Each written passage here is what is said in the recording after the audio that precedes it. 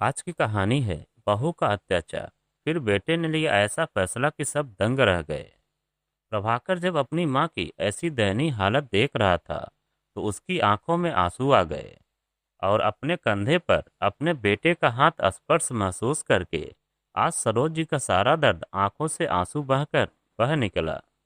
जल्दी से अपने आंसुओं को पोंछते हुए वह पलटी और एक झूठी मुस्कान के साथ बोली, अरे बेटा तुम कब आ गए, मुझे तो पता ही नहीं चला। जबकि प्रभाकर एकटक अपनी माँ के चेहरे को निहार रहा था। सरोज जी ने पूछा, क्या हुआ बेटा, तुम मुझे ऐसे क्यों देख रहे हो? तभी प्रभाकर नम आंखों से बोला, माँ आप कितना दर्द सहोगी और कितना झूठ बोलोगी अपने बेटे से। आपने मुझे क्यों नहीं बताया कि आपके साथ अनीता क्या कर रही है? क्या मुझे इतना भी अधिकार नहीं है कि माँ मैं आपके दुख दर्द में शामिल हो सकूं? या फिर आपको अपने बेटे पर भरोसा ही नहीं रहा? कहते कहते दोनों माँ बेटे की आंखें भर आई और प्रभाकर ने आगे बढ़कर अपनी माँ को गले से लगा लिया और कहा, बस माँ अब और नहीं सहना है। प्रभाकर ने अपनी माँ के आंसू पोंछे ही थे कि इतने में अनीता रसोई की तरफ से गुस्से में चिल्लाते हुए बोली, ए बुढ़िया अभी तक एक कप चाय नहीं बने तुमसे? या वहां भी कमर के दर्द का बहाना बनाकर सो गई? लेकिन आगे बोलने की उसकी हिम्मत ही नहीं हुई, क्योंकि सामने प्रभाकर को खड़े देखकर उसकी घिघी बध गई। अनीता ने आज पहली बार सरोज जी के साथ ऐसा व्यवहार नहीं किया था, बल्कि यह तो उसका रोज का काम बन चुका था। अभी कुछ देर पहले ही की बात है, जब सरोज जी दोपहर के समय हाल में बैठकर सिलाई का काम कर रही थी और बच्चे थोड़ी देर पहले ही स्कूल से आकर अपने कमरे में गृह कार्य कर रहे थे। इसलिए वह कुछ देर सिलाई करते करते अपनी कमर की मालिश कर रही थी कि तभी उनकी बहू अनीता किटी पार्टी से लौटी। सरोज जी को वहां बैठा देखकर उसके तन बदन में आग लग गई और वह उन्हें खरी खोटी सुनाते हुए बोली, मैं जब भी थोड़ी देर के लिए घर से बाहर जाती हूँ आप काम छोड़कर बैठ जाती हैं। क्या इसका बिजली बिल आपका मरा हुआ पति आकर भरेगा? और यह पंखा फुल स्पीड में चला रखा है, पर आपको क्या पता कि घर कैसे चला आ जाता है। अब उठिए यहाँ से, मैंने सुबह ही नए कवर बिछाए हैं। और आप पैर पसार कर बैठ गई तथा सारे कवर्स गंदे कर दिए। सरोज जी चुपचाप नीचे जमीन पर बैठ गई और बहू की कड़वी बातें सुनकर उनकी आंखों के कोने गीले हो गए। इतने में बहू फिर से गर्राते हुए बोली, जाइए मेरे लिए गर्मा गर्म कॉफी लेकर आइए और बताइए कि बाकी का काम किया है या नहीं। जिस पर सरोज जी अपनी कमर पर हाथ रखते हुए उठते हुए बोली, नहीं अनीता बेटा, मैंने अब बाकी का सारा काम कर दिया है। जैसे सब्जी कपड़े झाड़ू पोछा सब कर दिया है। बस रोटियां बनानी बाकी हैं, क्योंकि मेरी कमर में बहुत दर्द बढ़ गया था। इसलिए रोटियां तुम सेक लो बेटा। इस पर अनीता और भड़कते हुए बोली, क्यों आप यहाँ क्या बस मुफ्त की रोटियां तोड़ने के लिए आई हैं? कोई काम करने को कहो तो बस बहाने बनाने लगती हैं। और अगर आपको मुझसे इतनी दुश्मनी है तो आप यहाँ से चली क्यों नहीं जाती?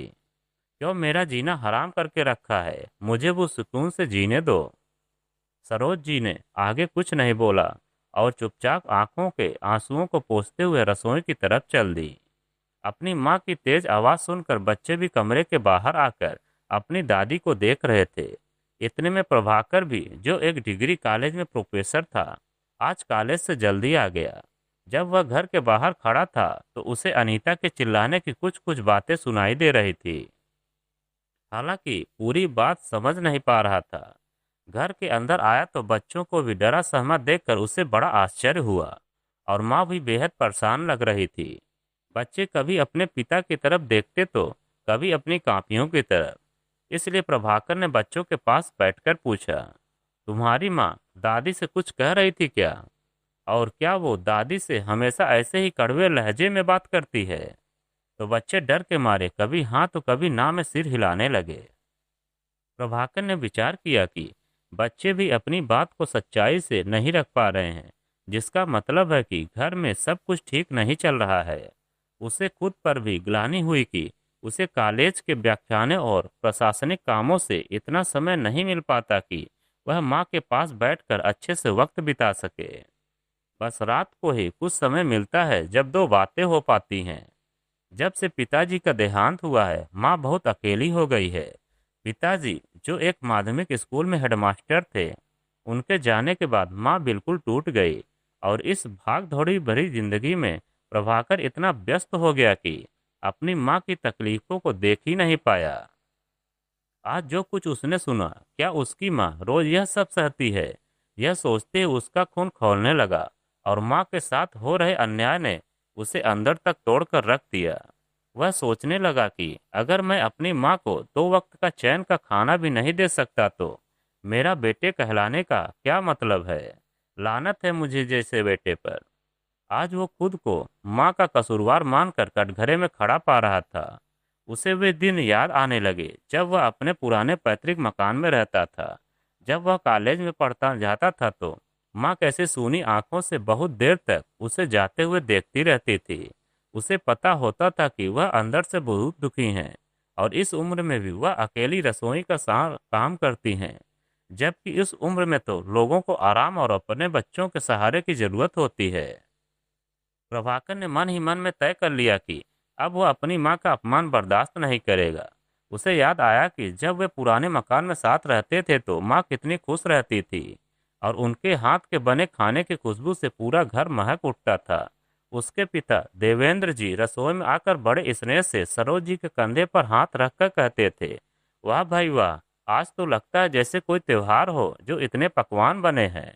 तब सरोज जी थोड़ा शर्म करती, आप भी भूल जाते हैं कि आज महीने का दूसरा इतवार है और आज हमारा प्रभाकर पूरे दिन हमारे पास रहेगा, तो यह मेरे लिए किसी त्योहार से कम थोड़ी है। तब देवेंद्र उदास होकर कहते, क्या सचमुच हमारे बेटे को अब हमारी जरूरत नहीं रही और उसके जीवन में हमारे लिए कोई जगह नहीं बची? और यह कहकर वे आंगन में आकर आराम कुर्सी पर बैठ जाते तथा अखबार से अपना चेहरा ढक लेते थे। फिर सरोज जी चाय बना कर लाती थी और जब उनके चेहरे से अखबार हटाती थी तो देवेंद्र जी की आंखों में आंसू होते थे। वे दोनों एक दूसरे का दुख बांटते थे कि कैसे बेटे की नई गृहस्थी और बहू के तानों से तंग आकर उन्होंने बेटे को अलग शहर में नया मकान लेने दिया था ताकि उसका संसार न उजड़े।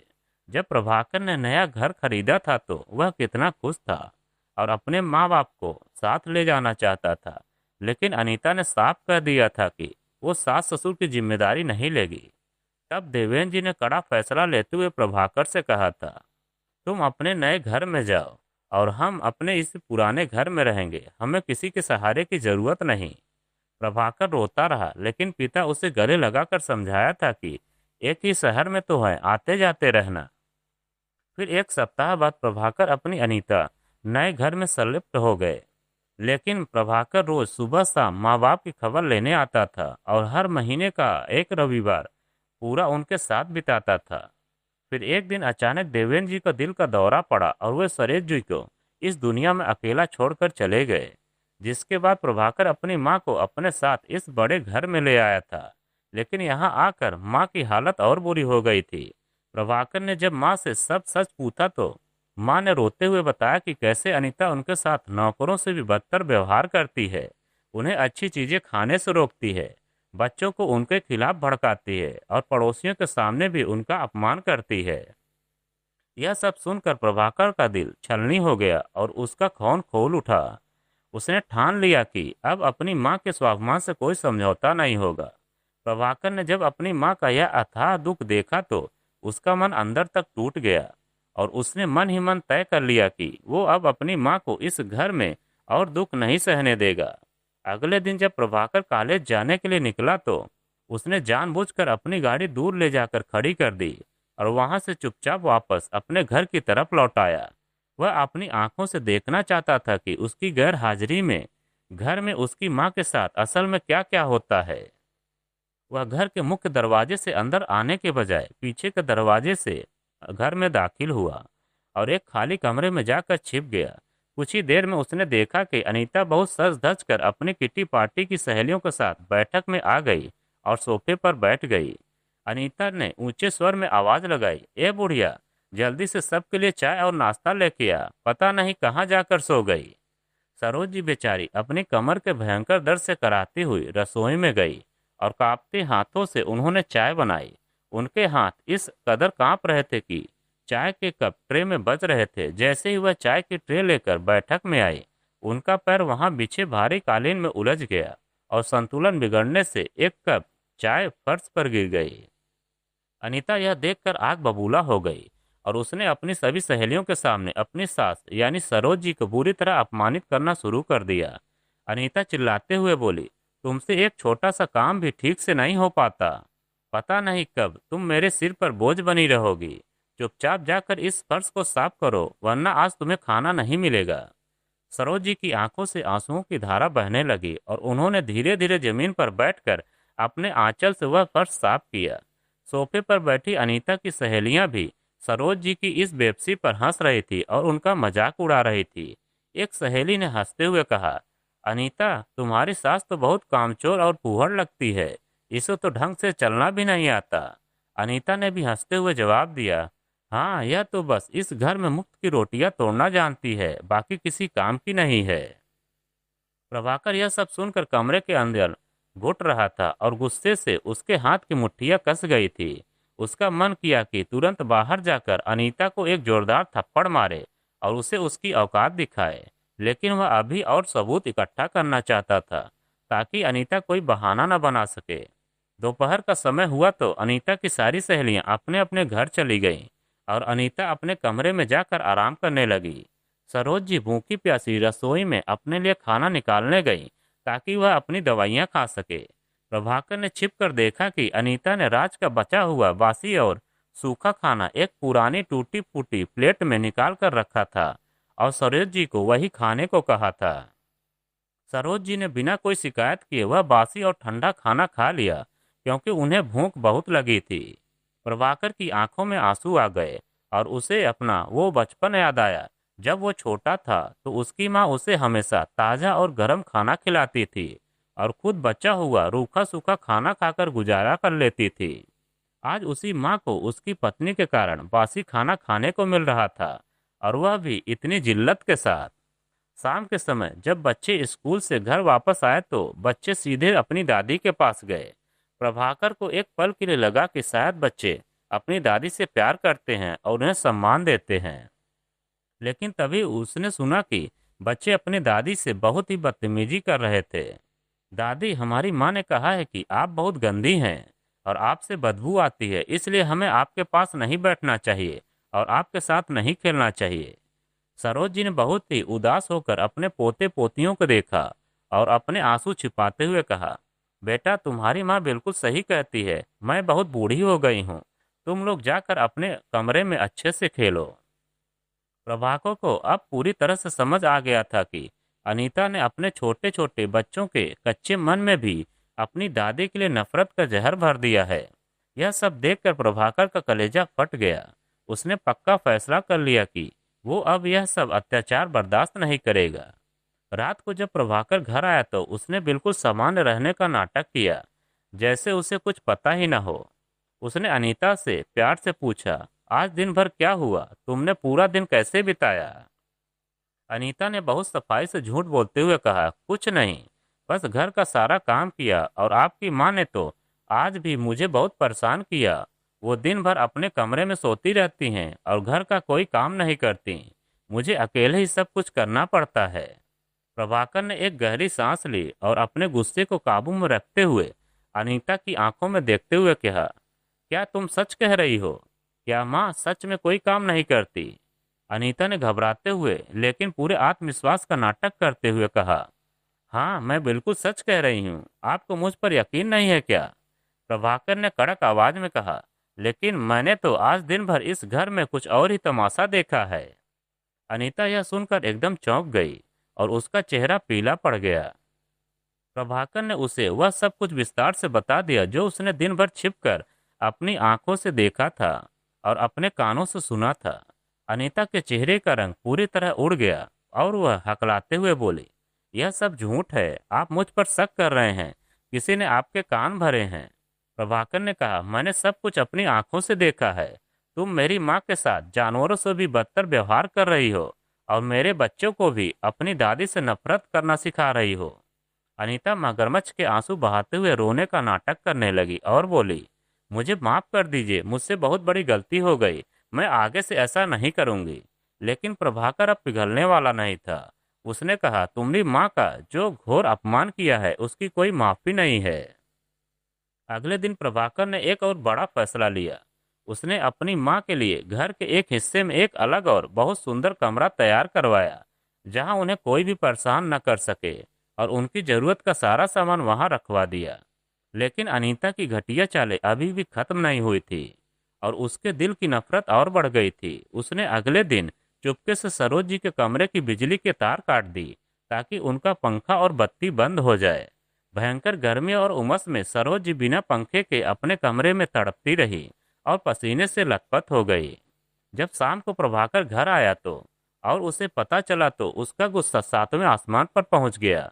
उसने तुरंत इलेक्ट्रीशियन को बुलाकर तार ठीक करवाया और अनीता को कड़ी चेतावनी देते हुए कहा, अगर तुमने दोबारा मेरी माँ को किसी तरह से भी परेशान करने की कोशिश की तो मैं तुम्हें इसी वक्त इस घर से बाहर निकाल दूंगा और कभी वापस नहीं आने दूंगा। अनीता कुछ दिन तक डर के मारे शांत रही, लेकिन उसकी अंदरूनी जलन कम नहीं हुई थी। एक दिन जब सरोज जी अपने कमरे में भगवान की पूजा कर रही थी, अनीता ने जानबूझकर उनके कमरे के दरवाजे के ठीक सामने पूरे घर की कूड़े की बाल्टी रख दी, ताकि वहां से बदबू आए। सरोज जी का यह मन ने देखकर बहुत दुखी हुआ और उन्होंने रोते हुए ईश्वर से प्रार्थना की, हे भगवान, मुझे इस नर्क से निकाल ले। अब मुझसे यह रोज रोज अपमान नहीं सहा जाता। प्रभाकर को जब इस नीच हरकत का पता चला तो उसने बिना किसी को बताए पूरे घर में खुफिया कैमरे लगवा दिए। वह चाहता था कि अनीता की हर एक हरकत पर पैनी नजर रखी जा सके और उसके पास पुस्तक सबूत हो। अगले कुछ दिनों में कैमरे में कैद हुई तस्वीरें और वीडियो ने अनीता की असलियत पूरी तरह से प्रभाकर के सामने खोल कर रख दी। प्रभाकर ने वे सारी तस्वीरें और वीडियो अनीता के माता पिता को भी भेज दी, ताकि उन्हें पता चले कि उनकी बेटी क्या गुलखुला रही है। अनीता के माता पिता ने उसे फोन करके बहुत समझाया और डांटा, लेकिन अनीता पर किसी बात का कोई असर नहीं हुआ।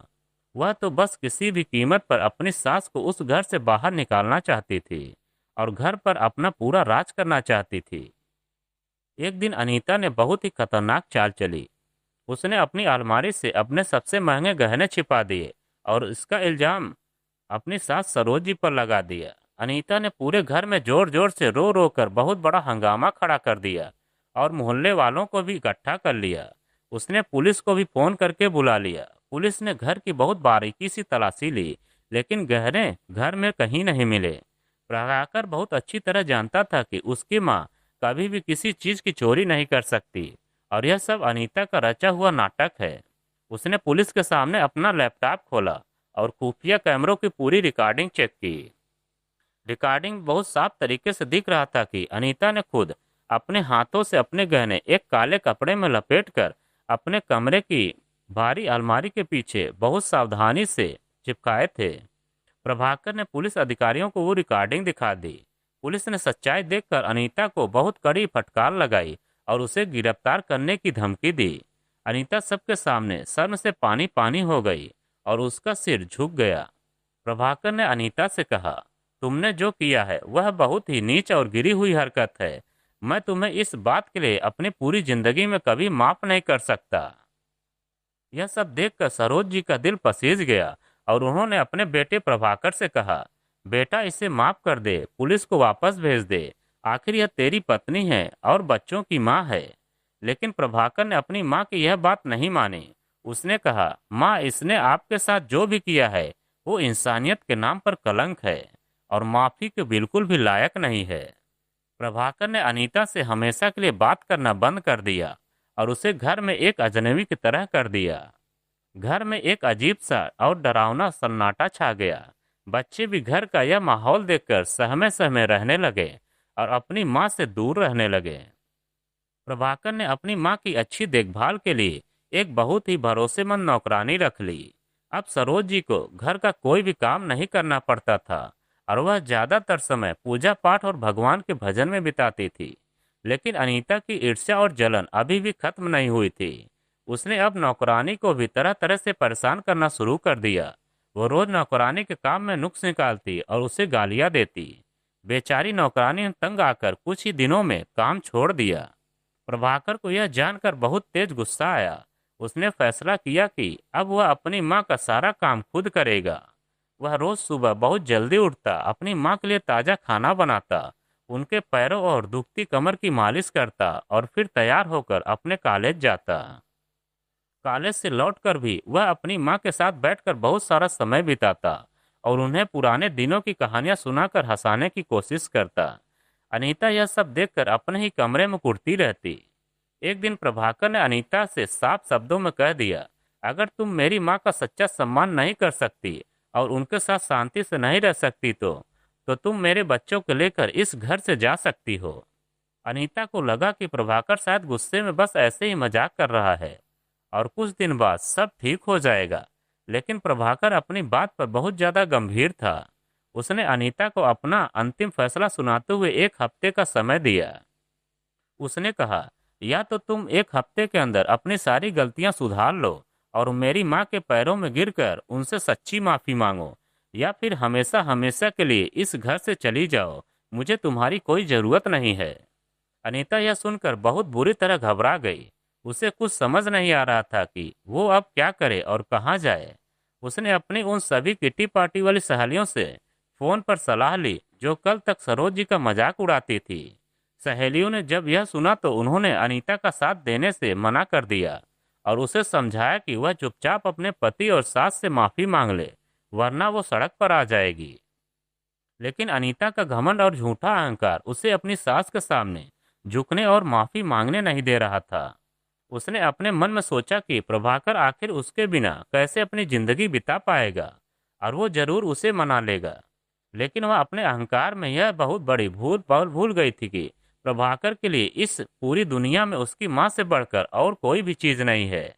प्रभाकर ने अपने स्वर्गवासी पिता की उस आखिरी बात को याद किया जिसमें उन्होंने कहा था कि एक कोशिश तो बनती है बेटा। प्रभाकर ने वह कोशिश पूरी ईमानदारी से की थी, लेकिन अनीता ने अपने स्वार्थ और घमंड में उस पूरी कोशिश को नाकाम कर दिया था और उस रिश्ते की पवित्रता को गंदा कर दिया था। अब प्रभाकर के दिल और मन में अनीता के लिए जरा भी प्यार या कोई जगह नहीं बची थी। वो सिर्फ और सिर्फ अपनी माँ को अपनी आंखों के सामने खुश और स्वस्थ देखना चाहता था और अपनी माँ की इस खुशी के लिए वो किसी भी हद तक जाने को तैयार था, चाहे उसे अपनी शादीशुदा जिंदगी की ही क्यों न कुर्बानी देनी पड़े। प्रभाकर के अल्टीमेटम के बाद घर में तनाव और ज्यादा बढ़ गया और अनीता अंदर ही अंदर बुरी तरह झल्ला रही थी। लेकिन उसका घमंड उसे झुकने नहीं दे रहा था। अनीता ने सोचा कि प्रभाकर बस उसे डराने धमकाने के लिए ऐसा कह रहा है और वह कभी भी उसे घर से नहीं निकालेगा। इसलिए उसने अपनी सास सरोज जी के खिलाफ एक और नई साजिश रचना शुरू कर दी। इस बार उसने घर के नौकर और पड़ोसियों को अपने साथ मिलाने की कोशिश की ताकि सरोज जी को सबके सामने गलत साबित किया जा सके। अनीता ने पड़ोस की दो महिलाओं को अपने घर बुलाया और उन्हें चाय पिलाते हुए रोने का नाटक करने लगी कि उसकी सास उसे बहुत परेशान करती है और घर में शांति से रहने नहीं देती। लेकिन पड़ोस की वे महिलाएं अनीता की चालाकी को अच्छी तरह से जानती थी, क्योंकि उन्होंने खुद कई बार अनीता को सरोज जी पर चिल्लाते हुए देखा था। इसलिए उन्होंने अनीता की बातों पर कोई ध्यान नहीं दिया और उसे सलाह दी कि वह अपनी बुजुर्ग सास की सेवा करे, न कि उनसे झगड़ा करे। यह सुनकर अनीता को गुस्सा और बढ़ गया और उसने ठान लिया कि वह किसी भी तरह सरोज जी को दोषी ठहरा कर ही रहेगी। अगले दिन अनीता ने रसोई में जाकर जानबूझकर एक महंगा कांच का बर्तन तोड़ दिया और जब प्रभाकर शाम को घर आया तो अनीता ने तुरंत रोना शुरू कर दिया और कहा, माँ जी ने गुस्से में आकर यह बर्तन तोड़ दिया और मुझे भला बुरा कहा।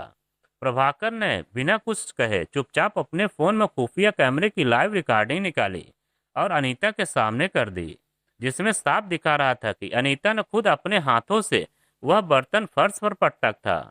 यह देखकर अनीता के पास बोलने के लिए कोई शब्द नहीं बचे थे और उसकी चोरी एक बार फिर पकड़ी गई। प्रभाकर ने अनीता से कड़े शब्दों में कहा, तुम्हारी हरकतें दिन ब दिन गिरती जा रही हैं और अब मेरे सब्र का बांध टूट चुका है। इसके बाद प्रभाकर ने अपने बच्चों को अपने पास बुलाया और उनसे बहुत प्यार से बात की। उसने बच्चों को समझाया कि दादी माँ उनसे कितना प्यार करती हैं और उन्होंने प्रभाकर को बड़ा करने में कितना त्याग किया है। बच्चों के मासूम मन पर प्रभाकर की बातों का गहरा असर हुआ और उन्हें एहसास हुआ कि उनकी माँ उन्हें दादी के बारे में जो कुछ सिखाया था वह सब झूठ था। बच्चे दौड़कर सरोज जी के कमरे में गए और उनकी गोदी में जाकर बैठ गए और बोले, दादी माँ, हमें माफ कर दीजिए, हम आगे से कभी आपसे दूर नहीं रहेंगे और आपकी हर बात मानेंगे। सरोज जी की आंखों में खुशी के आंसू आ गए और उन्होंने अपने पोते पोतियों को गले से लगा लिया तथा उनके माथे को चूमा। यह दृश्य देखकर अनीता का कलेजा जल उठा, क्योंकि जिन बच्चों को उसने अपनी सास के खिलाफ भड़काया था वे ही आज अपनी दादी के करीब आ गए थे। अब घर में अनीता बिल्कुल अकेली पड़ गई थी। न तो उसका पति उससे बात करता और न ही बच्चे उसके पास बैठते थे। यहाँ तक कि उसकी माँ, अपनी माँ भी फोन करके उसे कड़े शब्दों में डांटा और कहा, अगर तूने अपनी सास से माफी नहीं मांगी तो हम भी तुम्हारे से सारे रिश्ते तोड़ लेंगे। इतने चौतरफा दबाव के बाद भी अनीता का अहंकार कम होने का नाम नहीं ले रहा था।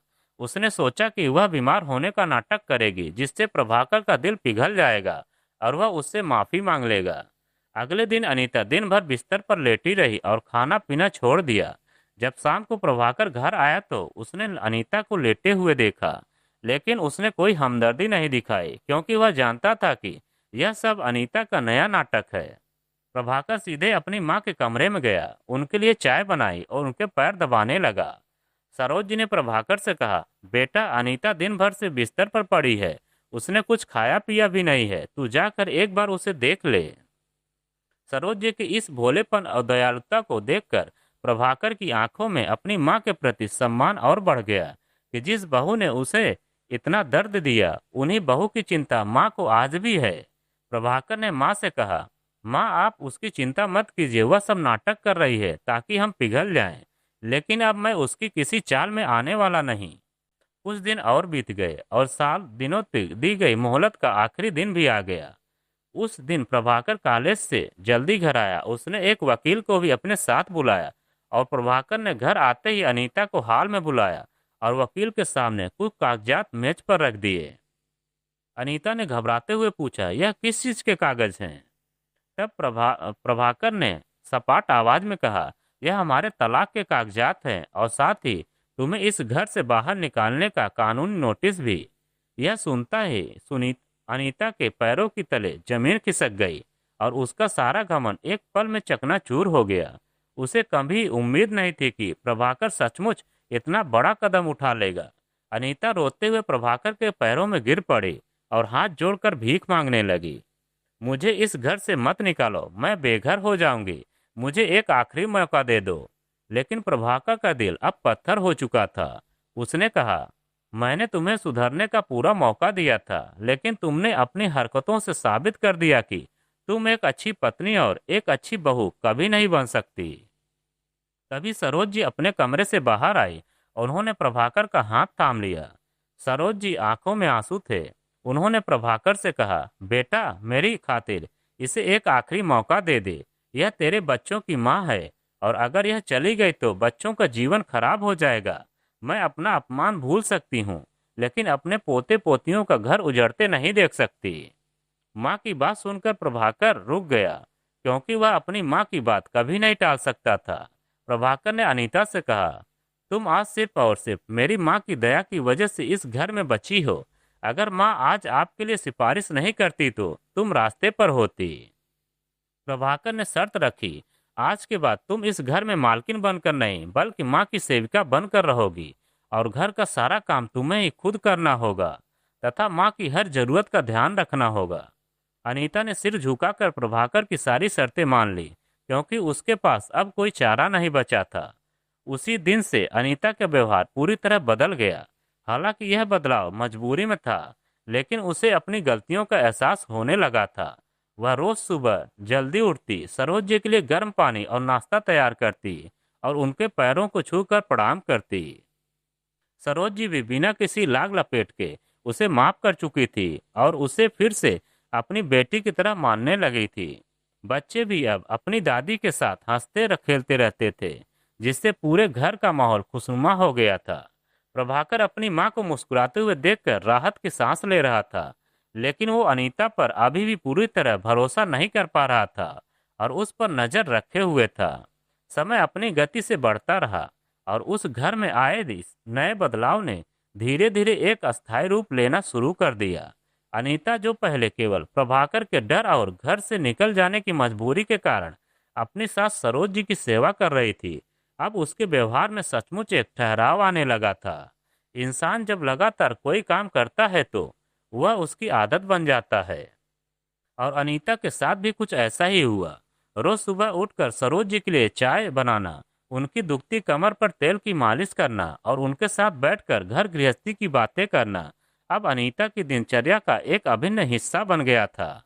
शुरू में प्रभाकर को अनीता के इस बदलाव पर बिल्कुल भी विश्वास नहीं था, और वह हर पल उस अपनी पैनी नजर को बनाए रखता था। उसे लगता था कि अनीता किसी भी दिन अपनी असली रंग दिखा देगी और फिर से वही पुराना नीच हरकत शुरू कर देगी। लेकिन जैसे जैसे महीने और साल बीतते गए, प्रभाकर का वो डर भी खत्म होने लगा। एक दिन की बात है जब अनीता अपनी उन्हीं पुरानी किटी पार्टी वाली सहेलियों के साथ बाजार गई हुई थी। वहां उसने देखा कि उसकी एक सहेली अपनी ही बूढ़ी सास को सरेआम बाजार में बेइज्जत कर रही थी और उन्हें धक्का देकर आगे चलने को कह रही थी। उस बूढ़ी औरत की आंखों में जो बेबसी और लाचारी थी, उसे देखकर अनीता को अचानक अपनी खुद की परछाई नजर आई। उसे याद आया कि कैसे वह भी कुछ साल पहले अपनी सास सरोज जी के साथ बिल्कुल ऐसा ही जानवर के जैसा व्यवहार करती थी। उस दिन बाजार में उस सहेली को टोकते हुए अनीता ने कहा, तुम्हें अपनी सास के साथ ऐसा बर्ताव नहीं करना चाहिए, क्योंकि कल को तुम भी बूढ़ी होगी और तुम्हारे भी बच्चे होंगे, तुम्हारे साथ ऐसा ही करेंगे। यह कहते ही अनीता की सहेली ने उसका मजाक उड़ाया और कहा, तुम तो ऐसे उपदेश दे रही हो जैसे तुम अपनी सास की बहुत बड़ी भक्त हो। हम सब जानते हैं कि तुमने अपनी सास को खून के आंसू रुलाए हैं। उस सहेली की इस कड़वी सच्चाई ने अनीता के दिल पर बहुत गहरी चोट की, और उसे अपनी उन तमाम पुरानी गलतियों का एक बार फिर से बहुत गहरा पश्चाताप हुआ। बाजार से घर लौटकर अनीता सीधे सरोज जी के कमरे में गई और उनके पैरों पर सिर रखकर बहुत फूट फूट कर रोने लगी। सरोज जी घबरा गई और उन्होंने अनीता को उठाते हुए पूछा, क्या हुआ बेटी, तू ऐसे क्यों रो रही है? क्या प्रभाकर ने तुझे कुछ कहा है? अनीता ने रोते हुए जवाब दिया, माँ जी, मुझे प्रभाकर ने कुछ नहीं कहा, बल्कि आज मेरी अपनी अंतरात्मा ने मुझे झकझोर कर रख दिया है। मैंने आपके साथ जो भी जुल्म किए थे, आज मुझे उन सब की असलियत समझ में आ गई है।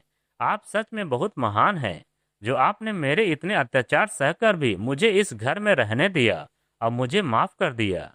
सरोज जी ने मुस्कुराते हुए अनीता के सिर पर हाथ फेरा और कहा, बेटी, सुबह का भूला अगर शाम को घर लौट आए तो उसे भूला नहीं कहते। मैंने तो तुझे उसी दिन सच्चे मन से माफ कर दिया था जब तूने पहली बार मेरे पैर छुए थे।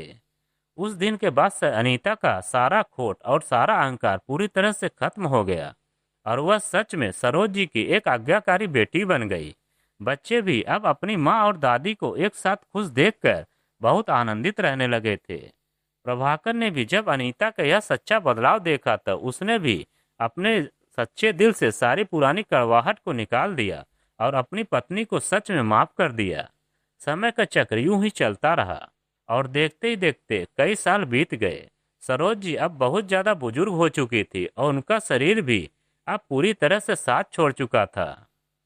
एक दिन अचानक उनकी तबीयत बहुत ज्यादा बिगड़ गई और उन्हें अस्पताल में भर्ती कराना पड़ा। प्रभाकर और अनीता ने उनकी जान बचाने के लिए पानी की तरह पैसा बहाया और दिन रात उनकी सेवा की, लेकिन ईश्वर को कुछ और ही मंजूर था। अस्पताल के उस बिस्तर पर लेटते हुए सरोज जी ने प्रभाकर और अनीता को अपने पास बुलाया और अपने कांपते हाथों से उन दोनों को हाथ पकड़कर कहा, मेरे बच्चों, तुम दोनों हमेशा ऐसे ही साथ रहना और कभी भी एक दूसरे का साथ मत छोड़ना। मैंने अपना जीवन बहुत खुशी से जी लिया है और अब मेरे जाने का समय आ गया है। इतना कहते ही सरोज जी ने अपनी आंखें हमेशा के लिए बंद कर ली और इस दुनिया से विदा ले ली। प्रभाकर और अनीता दोनों उनके मृत शरीर से लिपटकर बहुत रोए।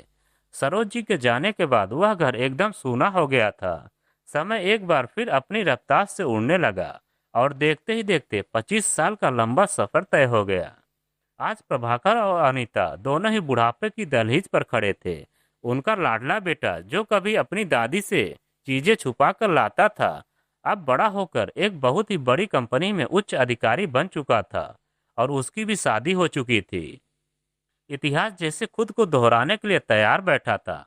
प्रभाकर तो कुछ साल पहले ही एक गंभीर बीमारी के कारण इस दुनिया को छोड़कर चला गया था और अब अनीता उस बड़े से मकान के पीछे एक छोटे से कमरे में बिल्कुल अकेली रह गई थी।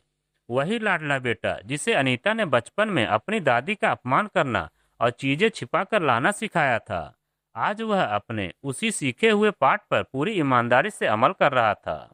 वह रोज दफ्तर से आते समय अपनी पत्नी के लिए तो तरह तरह की खाने की चीजें लाता, महंगे कपड़े और उपहार लेकर आता, लेकिन अपनी बूढ़ी माँ अनीता के लिए कुछ भी नहीं लाता था।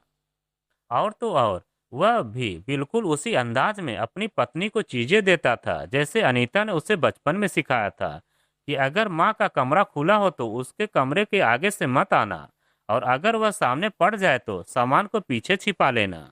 आज अनीता को वह सब कुछ याद दिलाने के लिए उसकी सास सरोज जी तो जिंदा नहीं थी, लेकिन उनका वो पोता अपनी माँ अनीता को उसके किए गए कर्मों का फल रोज चखा रहा था।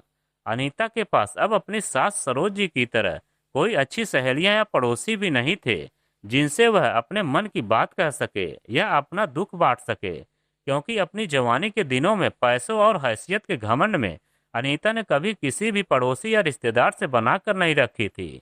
आज उसका बुढ़ापा और अकेलापन उसे ही उसके सबसे पक्के साथी बन गए थे, और उसकी पुरानी कड़वी बातें याद दिलाने के लिए उसका अपना लाडला बेटा मौजूद था, जो उसे हर कदम पर अपमानित करता था। जब अनीता को उसका बेटा बासी खाना देता था या उसकी बात पर कड़ा जवाब देता था, तो अनीता को अपनी सास सरोज जी की वह बात याद आती थी कि आजकल के बच्चे बहुत तेज हैं, वे जो देखते हैं वही सीखते हैं, और इस बात का ध्यान तुम्हें रखना चाहिए क्योंकि तुम्हारे बुढ़ापे में यह सब तुम्हारे ही सामने आएगा। अनीता रोज रात को अपने कमरे में अकेले बैठकर अपनी किस्मत पर रोती थी और भगवान से अपने किए हुए माफी मांगती थी, लेकिन अब बहुत देर हो चुकी थी। बोया पेड़ बबूल का तो आम कहाँ से होए। अनीता ने जो नफरत और अपमान के बीज अपने बच्चों के मन में बोए थे, आज वही बीज एक विशाल और कांटेदार पेड़ बनकर अनीता को ही लहलुहान कर रहे थे। दोस्तों, आज हमारे समाज में बुजुर्गों का अपने ही घर में बहुत बुरा हाल हो रहा है। उन्हें उपेक्षित करना या वृद्धाश्रम में छोड़कर आना एक दिन इस समाज के लिए बहुत घातक सिद्ध होगा। आज हम लोग पारिवारिक दायित्व का पालन करने में बुरी तरह फेल हो रहे हैं, जबकि हम सबका यह सबसे बड़ा दायित्व है कि हम समाज को नैतिक और मानवीय मूल्यों पर विश्वास के साथ मिलकर आगे बढ़ाएं। हम अपने बच्चों को जो संस्कार देंगे वही संस्कार बुढ़ापे में हमारा सहारा बनेंगे। अगर हम अपने माता पिता का सम्मान नहीं करेंगे तो हमारे बच्चे भी हमारा सम्मान कभी नहीं करेंगे। तभी समाज का सही कल्याण हो सकता है, नहीं तो इंसान और जानवर के बीच का सारा भेद मिट जाएगा और हम समाज में रहते हुए भी केवल एक सामाजिक जानवर बनकर रह जाएंगे। तो दोस्तों, आप सबको क्या लगता है, प्रभाकर ने जो अपनी पत्नी अनीता के साथ कड़ा व्यवहार किया था और अपनी मां के लिए जो स्टैंड लिया था, क्या वह सही था या गलत? और अनीता को जो उसके कर्मों का फल मिला, क्या वो उसके लिए सही सजा थी? कमेंट करके जरूर बताइएगा।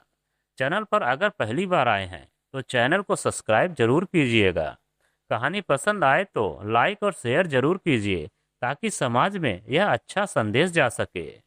इस पूरी कहानी को अंत तक सुनने और पढ़ने के लिए आपका बहुत बहुत धन्यवाद।